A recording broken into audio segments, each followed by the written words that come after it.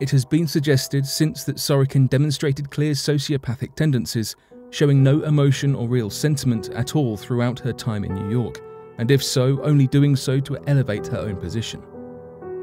Though others have overruled this diagnosis, arguing she is simply a narcissist to the highest degree.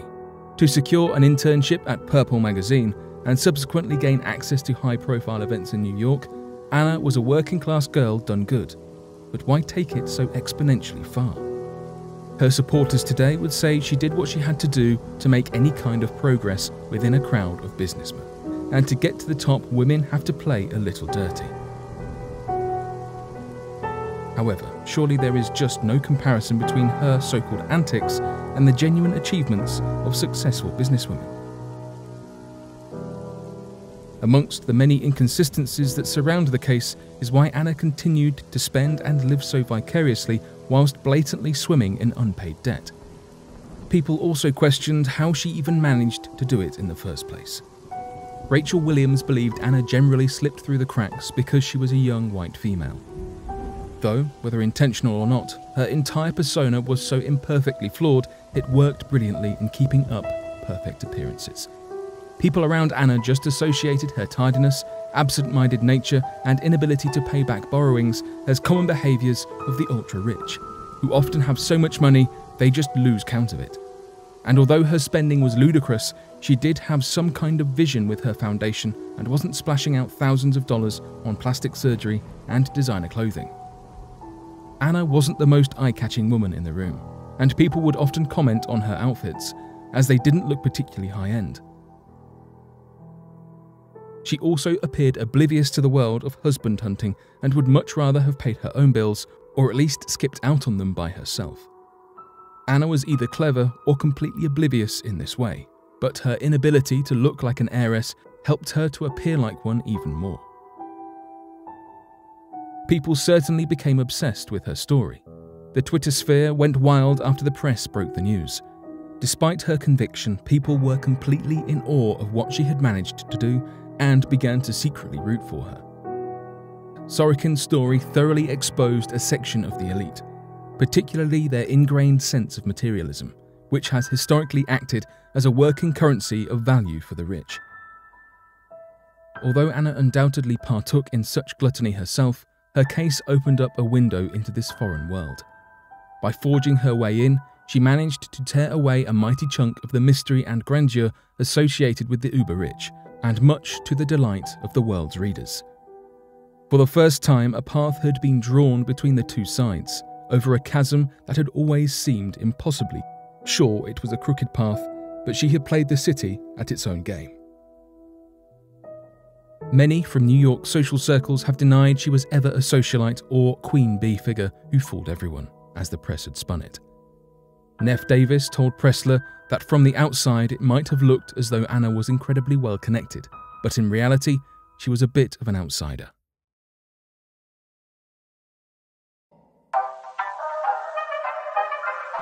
In March 2018, Pressler went to visit Anna in Rikers jail. In that interview, Anna candidly admitted many of her fraudulent movements, including a moment in late 2016 when she started to feel her situation crumbling. She told Pressler she flew to Germany for several months, where she created 4 fake bank statements in Photoshop, then returned to New York in early 2017 and used the newly fabricated documents to pursue new loans. She admitted that in spite of everything, she was most annoyed at the term wannabe socialite, and was keen to reiterate that while she had dinners, they were work dinners, and her plans with the ADF were uncorrupted.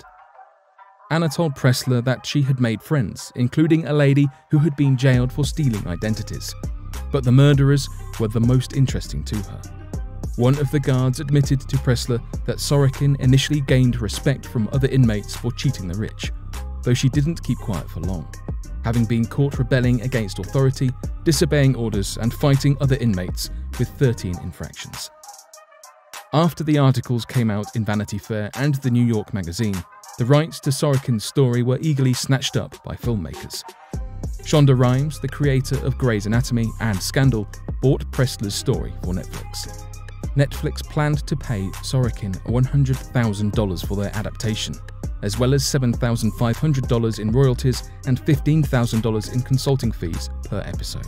Sorokin received an initial $30,000, which went towards her lawyer's fees, but the New York Attorney's General Office seized the remaining money under the son of Sam law, a legal measure that was made after serial killer David Berkowitz was set to profit from a book deal in the 1970s. Anna's revenue was therefore invalid, as she couldn't profit from her crimes. Any money Anna has made so far has reportedly gone towards paying back her debts. In July 2019, Rachel Williams released her memoir, My Friend Anna, in a bid to set her story straight and give others insight into the flaming red flags she missed. Regarding the money she was owed, she told Nightline that American Express had protected her from the majority of the hotel charge, and she had made the difference up with her book sales. No doubt, probably a few television deals too. It was recently announced that Rhimes' Netflix special, Inventing Anna, had been cast and filming was underway. In the Netflix series, Julia Garner has been cast as Anna Sorokin. Scandal's Katie Lowes will play Rachel Williams, with Laverne Cox as Casey Duke and newcomer Alexis Floyd playing Nefertari Davis. Jessica Pressler was also brought in to produce, and it's not the first time one of her articles has been adapted. Last year's blockbuster hit Hustlers was based on Pressler's 2015 New York article, The Hustlers at Scores. Aux innombrables voix ont écrit ma chanson.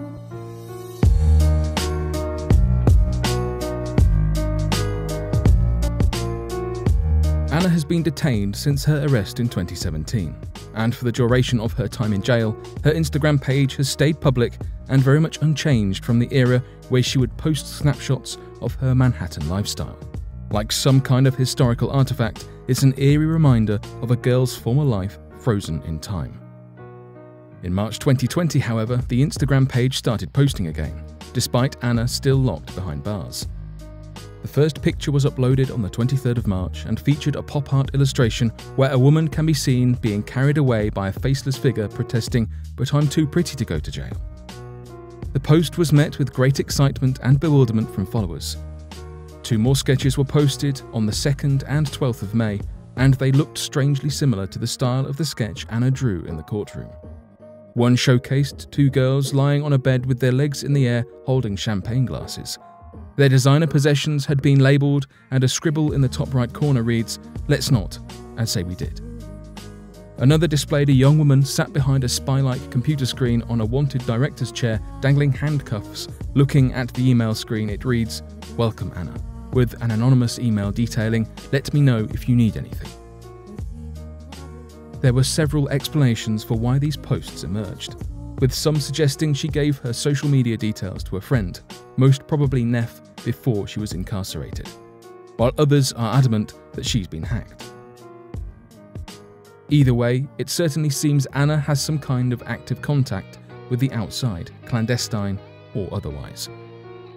During a visit from New York Times reporter Emily Palmer, Sorokin asked Emily to hold her phone number in front of the meeting room screen without the guard noticing.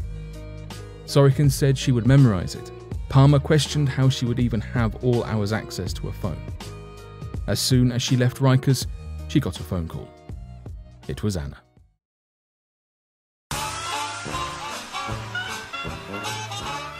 As for the society Anna made a fleeting ripple in, they've carried on the party without her. And for many who crossed paths with her, Anna's extraction from New York has hardly been acknowledged.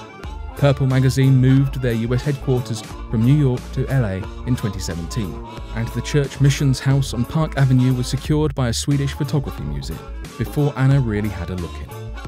As for Andrei Sareva, it was reported that Le Baron was permanently closing in 2015. Rumours surfaced that the club had lost its license to sell liquor after being busted 3 times serving underage drinks. A reporter once asked Sareva at an opening if he thought his club could last in the accelerated half-life of New York. The artist replied, "Maybe it won't. Maybe it will be a small, intense period. Like graffiti, it doesn't stay. I love that about it. I love to let it go."